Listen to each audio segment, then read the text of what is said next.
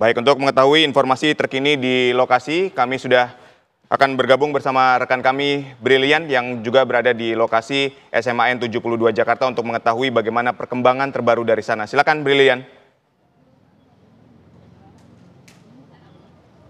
Baik Aditya dan juga pemirsa, nampaknya sampai dengan saat ini kami para awak media masih menunggu statement begitu dari pihak terkait yang kemudian nantinya akan keluar dari SMAN Negeri 72 Jakarta. Namun sembari menunggu, saya akan mengajak Anda karena saya berhasil menemukan begitu ini saksi mata yang merupakan pedagang kantin yang berlokasi nampaknya ini bersebelahan dengan tempat perkara kejadian yakni masjid dari SMAN 72 Jakarta.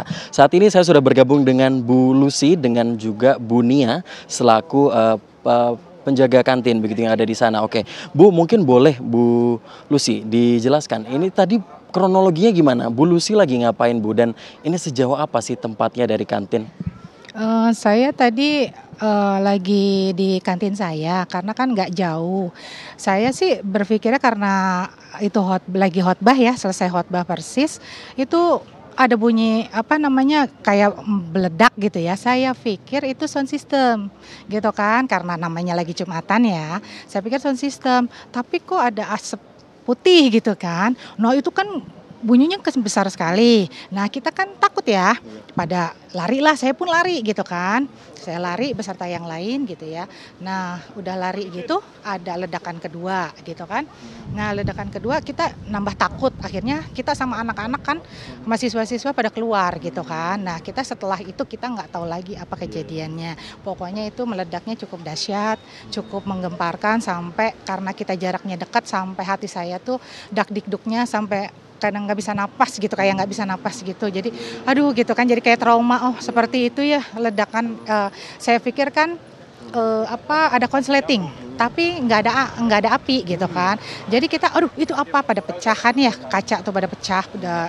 Jadi karena kita deket banget jadi kita paniknya luar biasa gitu sampai ya Allah itu apa gitu kan, apa gitu, kita cuman bertanya-tanya apa, soalnya sampai 3 kali. Iya jadi ya yang pertama dari masjid itu yang sangat dahsyat, yang besar sekali. Terus yang kedua itu dari belakang itu ada kolam ikan. Terus ada bak sampah juga di situ. Jadi pertama dari situ, kedua kayak dari atas, area atas. Jadi 3 kali ya dari. Jadi kita pas ke pertama kita aja udah takut, tambah lagi kedua. Nah udah kita nambah terbirit-birit dah. Kita udah nggak tahu deh gimana. Udah pokoknya kita menyelamatkan diri masing-masing. Kita juga nginin anak-anak karena kan kita di area sekolah ya. Kita semua udah kita nginin anak-anak semua biar keluar. Nah yang di atas kan sempat nggak boleh turun. Saya bilang turunin gitu kan ya. Soalnya ini pas yang ledakan ketiga itu anak-anak yang di atas baru disuruh turun sama guru-gurunya. Baik, Bu. Ini tadi ketika proses kejadian, apakah Ibu melihat ada siswa yang luka atau Ibu sendiri ada luka nggak sejauh ini? Kalau saya alhamdulillah nggak ada luka, cuman sampai sekarang dada saya masih dak-dikduk. Ada karena ledakan terlalu besar, karena deket posisinya. Terus kalau luka-luka banyak sekali, kita pun nggak bisa melihat satu persatunya. Yang jelas karena kita panik, karena kita apapun, jadi aduh banyak, iya banyak, pokoknya banyak yang terluka-luka deh. Ibu tadi pas sempat melihat begitu ya ketika ada di lokasi setelah ledakan pertama, kedua, itu dampaknya seberapa dahsyat sih Bu dari area masjid itu sendiri? Kalau yang pertama kan besar, lumayan karena kan kaca pada pecah ya. Yang kedua nggak terlalu besar. Yang ketiga, ya itu yang deket apa sih namanya, kolam ikan sama yang di atas. Nah, di atas di kelas itu kan. Ya jadi 2 tingkat masjid. Tapi saya intinya karena pertama ledakannya besar dan kaca pada pecah kan, di dekat kantin itu kan kaca juga kan ya. Jadi kan percikan kacanya juga kan pada ke kantin. Jadi kita kan wah udah deh pokoknya kita manggil ayo pergi tinggalin kantin gitu kan. Ya takutnya kan maaf. Kita namanya api kita kan nggak tahu ya kan. Makanya kita suruh pada keluar, ayo anak-anak keluar semua gitu kan, udah gitu aja. Biasanya kalau sholat Jumat itu kan ada yang istirahat juga ya. Biasanya siswi yang istirahat. Waktu itu tadi kejadian, apakah banyak siswa-siswi di kantin yang sedang makan atau gimana? Kalau lagi Jumatan kan kalau Muslim itu ke masjid, tapi yang non Muslim itu dia ibadah masing-masing. Ya, jadi di kantin itu dikosongin. Jadi nanti setelah Jumatan selesai, ibadah yang lain selesai, baru mereka pada ke kantin, gitu. Jadi posisi tadi kejadian di kantin tidak ada anak-anak, cuman yang pada ibadah di masjid aja. Baik, terima kasih Bu Lucy. Bu Nia sekarang. Bu, kalau Ibu sendiri kantinnya posisinya seberapa jauh Bu dengan masjid Bu? Kurang lebih 3 meter, Tiga 3 meter ya kurang 3 lebih. meter dari Iya. masjid ya. Apakah ada Ibu merasakan dampaknya apa Bu? Apakah sekarang gimana posisi jualannya sekarang Bu di sana? Di sana kita biarin aja semua Biarin makanan, aja ya? iya. Terus kira-kira ini kan lagi dilakukan investigasi, adakah keinginan untuk kembali setidaknya menyelamatkan barang-barang? Ya ada, tapi kan kita nggak bisa ke sana. Jadi ya sudah nggak apa-apa, biarin aja deh. Iya. Kalau Ibu sendiri ini apa sih Bu yang masih ditunggu Bu sampai dengan sore hari ini? Ini kan Motor. masuk nggak bisa. Kan motor. Jadi kendaraannya motor Bu Nia sama Bu Lucy masih ada di dalam dan ini emang ketat banget, belum ada yang diperbolehkan masuk ya Bu ya? Iya nggak boleh masuk. Tapi tadi sempat ngobrol-ngobrol juga, adakah kapan begitu diperbolehkan untuk masuk, udah tahu belum? Kurang tahu, belum tahu. Ya oke Bu, ini sama tadi pemirsa juga cukup penasaran apakah ketika ibadah sholat Jumat ini masyarakat ini diperbolehkan untuk ikut ibadah di dalam atau hanya dikhususkan untuk siswa-siswi?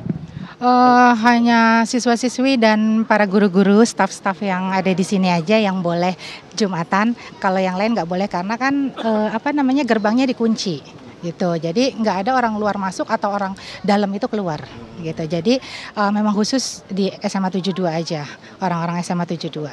Itu aja. Ya, baik Bu, ini nantinya juga sama-sama akan menunggu sampai dengan prosesnya selesai yang nanti kita nggak tahu Bu, mungkin 2 jam 3 jam lagi, tetapi harapannya gimana Bu?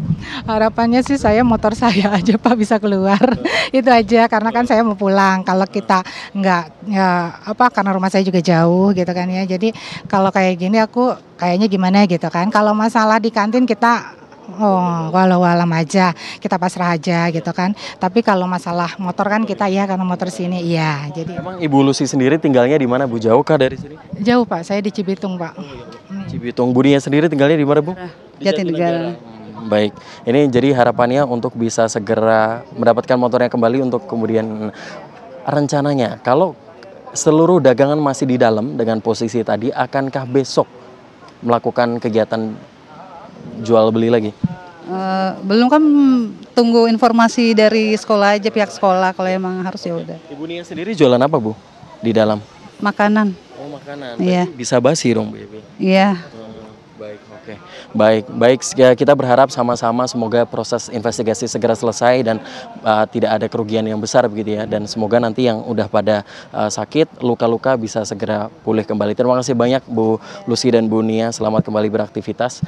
Baik Aditya dan juga pemirsa, nampaknya begitulah tadi hasil begitu wawancara bersama dengan Bu Lucy dan juga Bu Nia selaku penjaga kantin yang radiusnya ini nampaknya dekat sekali dengan TKP yang merupakan masjid dari SMAN 72 Jakarta. Aditya. Terima kasih Brilian Syaheran. Tadi dari keterangan dari saksi mata menyatakan bahwa mendengar 3 kali suara ledakan dari sekitar masjid dan dari dalam masjid. Breaking News TV One masih akan kembali usai jeda. Tetaplah bersama kami.